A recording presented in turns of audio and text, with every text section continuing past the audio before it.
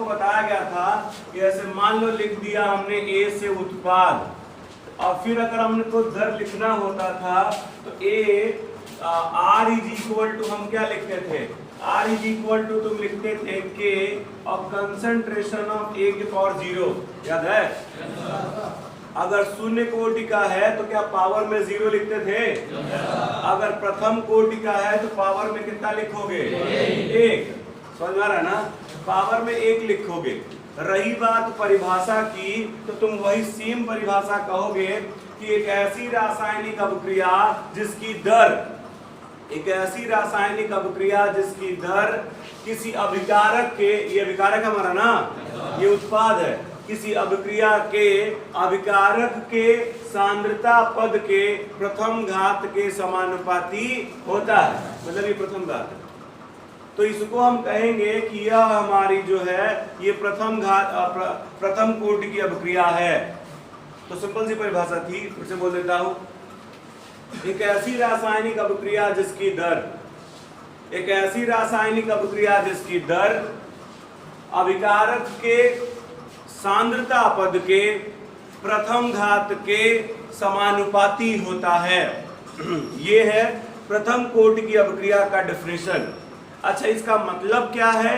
तो आप ये कहोगे कि यदि कोई, जैसे हमने कल कहा था कि यदि कोई शून्य कोटि की अभिक्रिया होती है तो यदि अभिकारक की मात्रा को डबल कर दे, 3 गुना कर दे, चाहे 4 गुना कर दे, तो उस अभिक्रिया की दर पर कोई परिवर्तन नहीं आता है। अभिक्रिया जैसे पहले चल रही थी, क्या अभिक्रिया भी वैसे ही चलेगी? लेकिन अगर कोई अभिक्रिया प्रथम कोटि की है और उस प्रथम कोटि की अभिक्रिया में अभिकारक की सांद्रता मतलब की मात्रा यदि तुम 2 गुना करोगे या 3 गुना करोगे तो अभिक्रिया की दर भी 2 गुना या 3 गुना बढ़ जाए। समझ में आ रहा है? समझ रहे हो ना? हमने समझाया था कल आपको। अच्छा, जैसे याद समझा देता हूँ हल्का सा। हमने कहा था बालक, मान लो हमने समय 0 था, क्या था? समय 0 था, तो हमने यहाँ पे मान लो 5 या 5 ले लिया, ठीक। फिर हमने देखा कि अब इधर तो 0 ही होगा, समय कुछ लगा नहीं है तो इससे ये कुछ बना नहीं होगा। तो समय t पर मतलब कुछ समय बीत गया है ना। जब कुछ समय बीत गया तो मान लो 2 यूनिट इधर चला गया, इधर कितना बचेगा? है ना? बोलो भाई, ये फर्स्ट केस है। सेकंड केस में हमने कहा कि समय 0 है ना। जो हमने a की मात्रा 5 ली थी उसको हमने कितना ले लिया? 10। दिखा कितना ले लिया? 10 है। कुछ मान लेते हैं, मान लो 20 मिनट। कितना मिनट? 20 मिनट। तो अब हमने कहा कि इधर भी कितना होगा? 0। फिर 20 मिनट बीता, कितना मिनट बीता? 20 मिनट बीता, लेकिन इधर मान लो 4 आ गया। कितना आ गया? 4। तो बचेगा कितना? 6। इससे तुम क्या समझे कि अगर हमने अभिकारक है ना, अभिकारक की सांद्रता को 2 गुना किया यानी 5 दूनी 10, तो उत्पाद जो बन रहा था वो भी क्या दुगुना तेजी से बन रहा है? देखो 2 दूनी 4 और 5 दूनी 10। लेकिन अगर समझ में आ रहा ना, अगर यहाँ अभी भी 2 होता, कितना होता? तुम कहते हो एक टाइम बढ़ाना, इसका मतलब यह जो है अभिक्रिया के दर पर कोई प्रभाव नहीं पड़ा, शून्य कोटि की अभिक्रिया है। अरे बोलो, क्या समझ आया? ठीक है, क्या कहना समझ रहे हो? मान लो अगर 4 लिख दिया गया तो अभिकारक की मात्रा पहले कितनी थी? 5। बाद में कितनी है? 10। तो हमने अभिकारक की सांद्रता को दोगुना किया है, तो बताओ जो उत्पाद बन रहा था वो भी दुगना तेज बन रहा है। यहाँ 20 मिनट में 2 किलो बना, 2 किलो मान लेते हैं, वैसे मोल प्रति लीटर होता है, लेकिन किलो मान। 20 मिनट में 2 किलो बना। अब इस केस में जब तूने दुगना कर दिया तो 20 मिनट में कितना बन रहा है? तो मतलब दुगना तेजी से बन रहा है ना। इसी को हम कहते हैं कि यह प्रथम कोटि की अभिक्रिया है। क्या है ये? यानी यह एक ऐसी रासायनिक अभिक्रिया है जिसके सांद्रता को दुगुना कर देने पर उसकी अभिक्रिया भी उसी रेशियो में बढ़ जाती। क्या ये बात समझ आई? नेक्स्ट बढ़ेंगे। तो अब इसके आपसे ऐसे ही पूछा जाएगा कि प्रथम कोटि की अभिक्रिया को उदाहरण सहित समझाइए। प्रथम कोटि की अभिक्रिया को उदाहरण सहित, तो वही सिंपल सा आप दोगे जवाब कि प्रथम कोटि की अभिक्रिया एक ऐसी रासायनिक अभिक्रिया जिसकी दर, एक ऐसी रासायनिक अभिक्रिया जिसकी अभिकारक के, याद करिएगा, अभिकारक के सांद्रता पद के प्रथम घात के समानुपाती होता है। बस हो गया प्रथम कोटि की अभिक्रिया। समझ में आ रहा ना। एग्जाम्पल्स की बात करेंगे तो आप कहोगे कि जैसे N2O5 को जब हम हीट करते हैं तो N2O + O2 बनता है, तो ये हमारी प्रथम कोटि की अभिक्रिया का एग्जाम्पल है। और भी मान लो, ले लो कोई भी, जैसे H2O2 है, हाइड्रोजन परऑक्साइड बोलते हैं, इसको आप गर्म करोगे तो ये H2O + O2 बनेगा।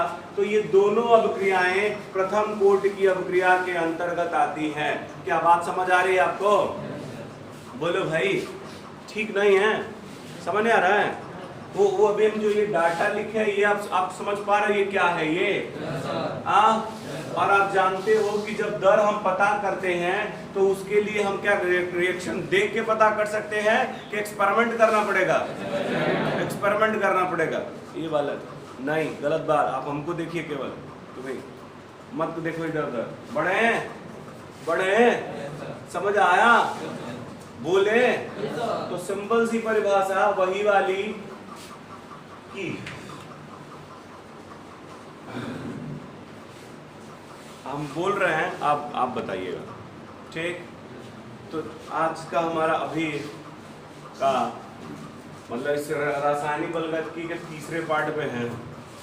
इसमें सिंपल सी परिभाषा हमने कल शून्य कोड खत्म कर दिया था। जो बच्चे नहीं पढ़े हैं वो वीडियो डाला यूट्यूब पे, आप उसे पढ़ लेंगे तो आपको जो आज नहीं समझ में आ रहा वो सब समझ में आ जाएगा। वो पीछे का छूटा है, इसी नाते हल्का फुल्का हो सकता है डिस्टर्बेंस हो, लेकिन अब वो इसीलिए है कि आप जो है यहाँ बच्चे मान लो बैठे रहते हैं, थोड़ा बहुत उनको दिक्कत है, समझ पूरा कंप्लीट नहीं आया तो वो भी जाकर रिवीजन कर लें, या जो नहीं आ पाए किसी कारणवश वो भी रिवीजन कर ले। लेकिन आप पूरा प्रयास करें कि एक विजिट क्लास बाउंडेशन ना लगे, मतलब ऐसा बंक ना हो। आइए देखिए, ध्यान से सुनेंगे। वहाँ बैठो, उसके चौरसिया बैठा इसको। शून्य कोटि की अभिक्रिया, प्रथम कोटि की अभिक्रिया, यही है ना? पार्ट थर्ड है प्रथम कोटि की अभिक्रिया। तो सिंपल सी परिभाषा, एक ऐसी रासायनिक अभिक्रिया जिसकी दर, याद करिए पूछेंगे, एक ऐसी रासायनिक अभिक्रिया जिसकी दर अभिकारक के सांद्रता पद के प्रथम घात के समानुपाती होता है। बस ये तीन जो कीवर्ड है इसके, किसी रासायनिक अभिक्रिया की दर, किसी रासायनिक अभिक्रिया की तीन कीवर्ड, अभिकारक के, सांद्रता पद के और प्रथम घात के। बाकी तो आप जानते ही हो कि समानुपाती होगा और किसी रासायनिक अभिक्रिया का स्टार्ट में होगा। तो ये कीवर्ड्स आपको याद रखने हैं। समझ में आना? तो आप पहले परिभाषा लिख दो, जो हमने परिभाषा आपको बताया। उसके बाद आप एग्जांपल्स लिख दो। N2O5 डैश करो N2O + O2 और H2O2 चाहे डैश करो H2O + O2। तो ये दोनों प्रथम कोटि की अभिक्रिया के एग्जांपल्स हैं। क्या समझ में आया? नेक्स्ट बढ़े। तो अब हम कहते हैं कि प्रथम कोटि अभिक्रिया का समाकलित वेग समीकरण जो कल हमने शून्य कोटि का निकाला था, याद है आपको? yes, तो वही आज हम प्रथम कोटि का भी निकालेंगे। एक सेकंड बस चार्जिंग लगा देते हैं।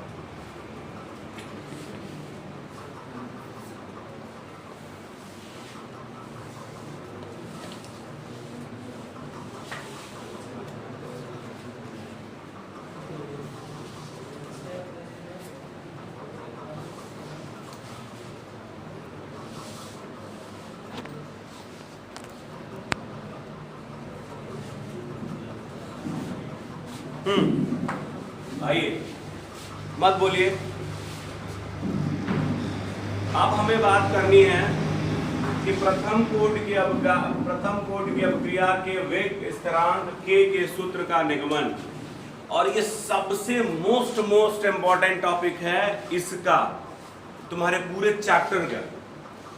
इसी प्रथम कोटि की अभिक्रिया से तुम्हारे चैप्टर के 90% क्वेश्चन लगते हैं।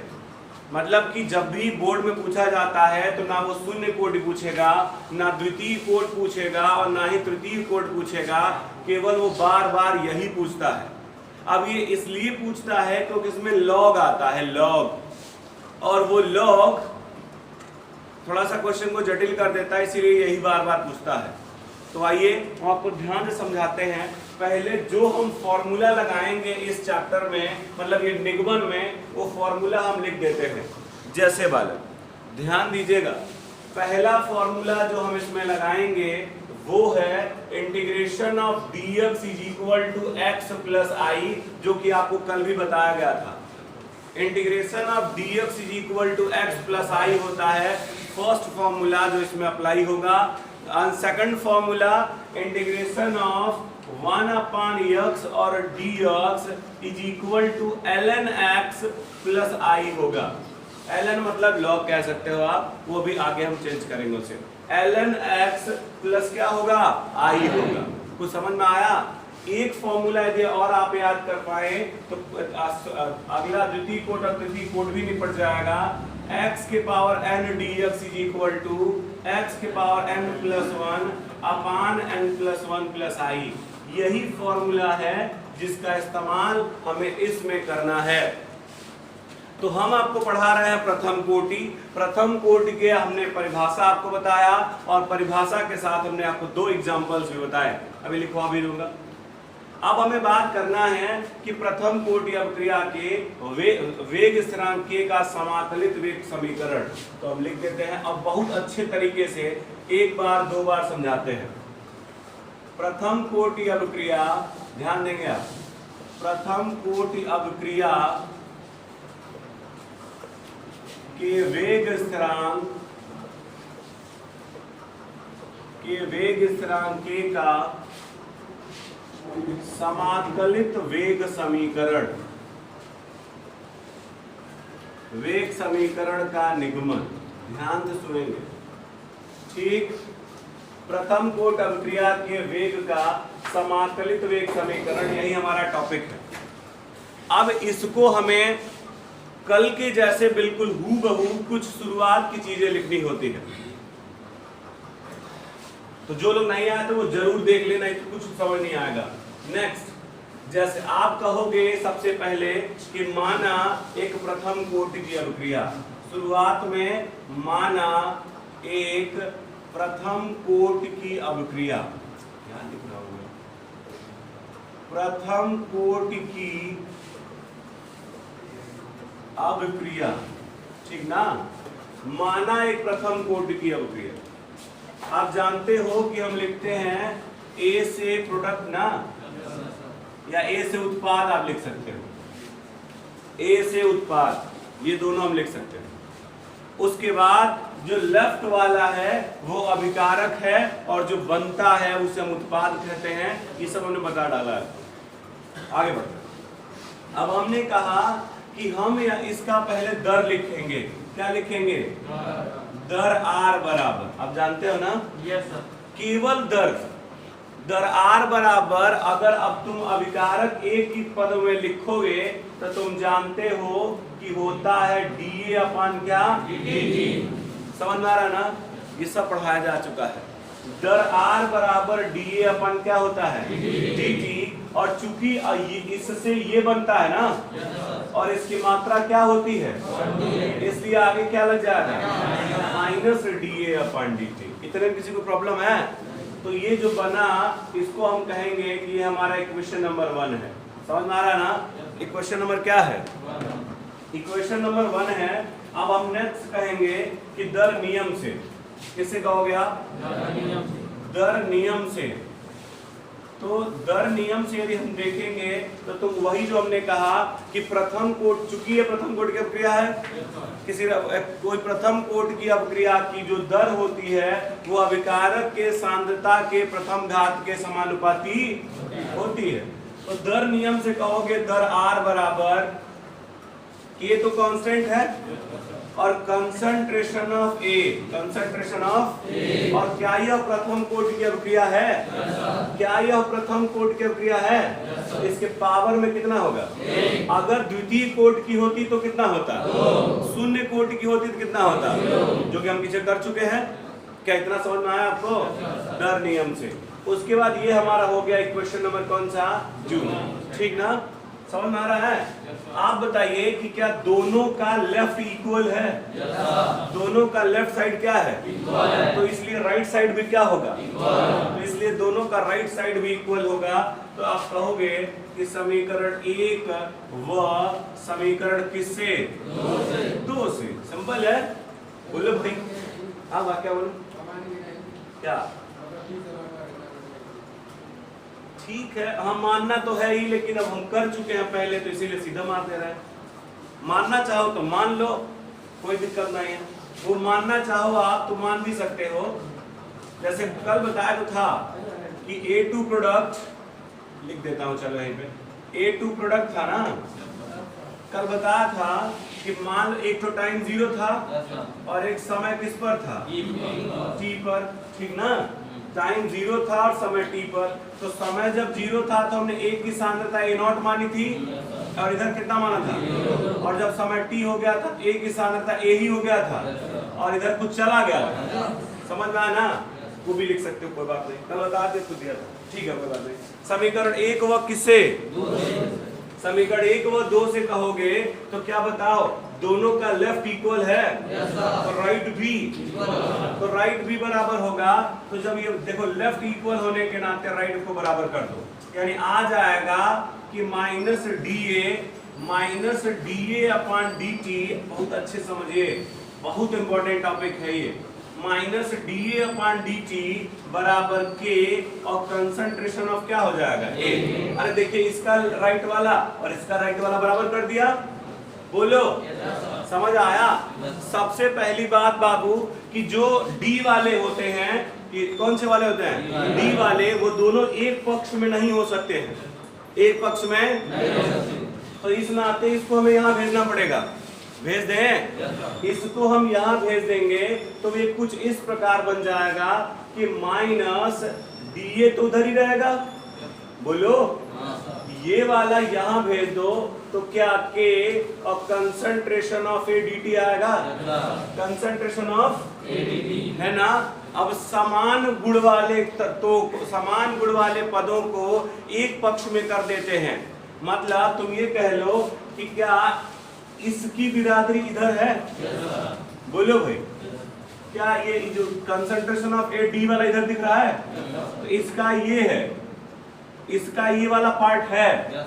इसको हमको किधर ले आना पड़ेगा? इसके पास। समझ रहे हो ना? ये बताओ, क्या ये दोनों एक जैसे हैं?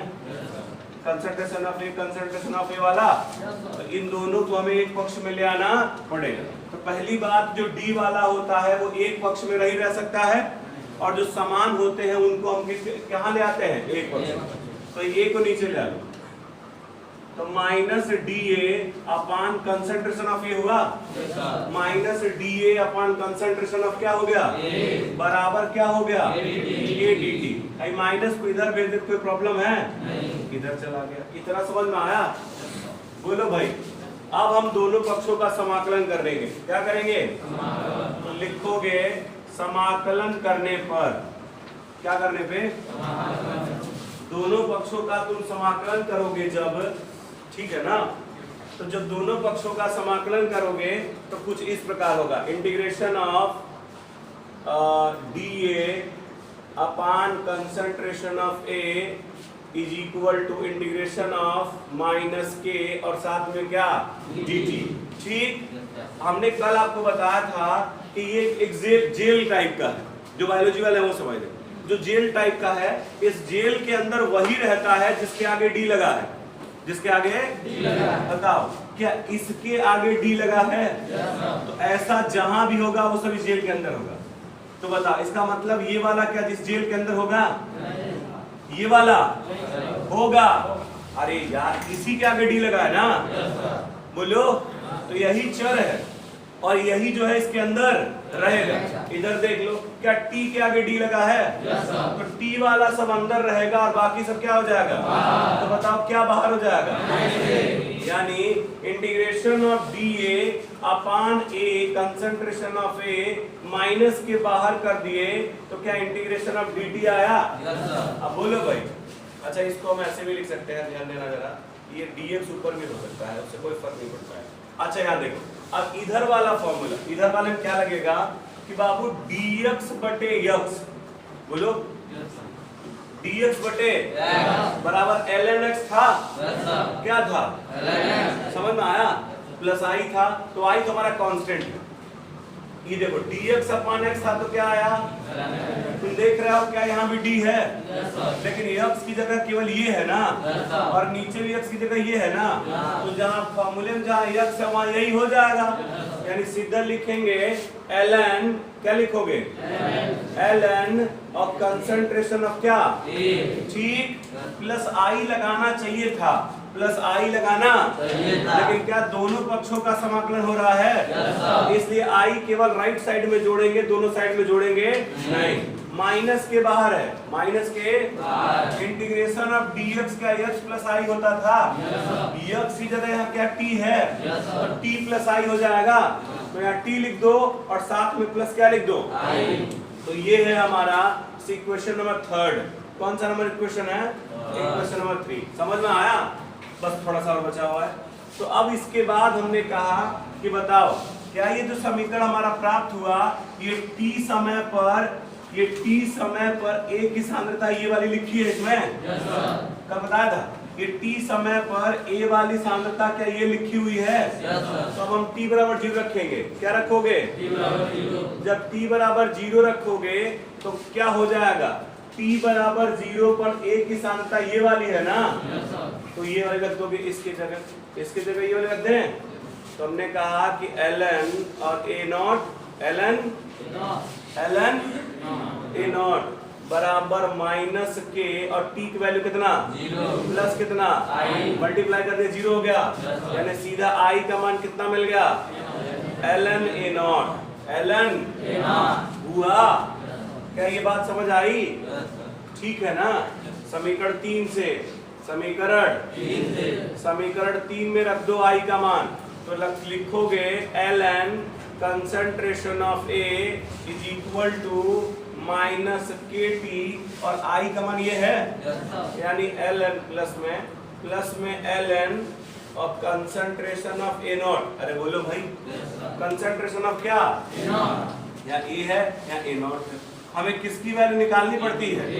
इसको इधर ले ले, इसको इधर ले, तो kt तुम लिख सकते हो, kt ये इधर चला गया, माइनस में था प्लस हो गया, इधर आएगा माइनस हो जाएगा, यानी ln a0 minus ln a आएगा। बोलो समझ में आया?